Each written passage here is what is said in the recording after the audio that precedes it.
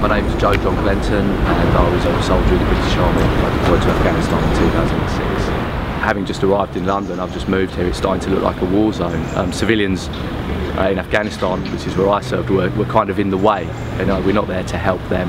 The Olympic missiles plan is part of a much broader programme of militarisation in this country. It's an effort to justify keeping those missiles.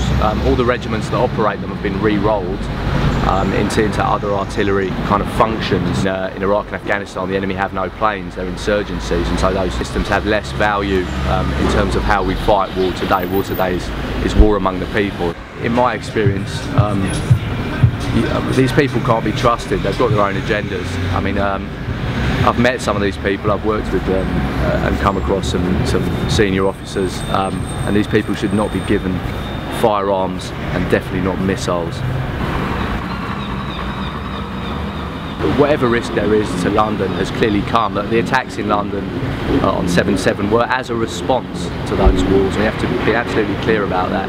We attacked someone else's country and then we were attacked. But to be fair, those guys were British anyway. So what are missiles going to do to stop radicalisation in our own communities, which again comes about as a result of Muslims being ostracised in this country. And those guys, they try and pitch you a line about those guys when they trained in Afghanistan, but if you're a guy from Dewsbury or Leeds, which is where I used to live, and you make the choice to go and train in a camp in Pakistan or Afghanistan, you're already radical. It's not, you don't get radicalised out there. That is a radical decision.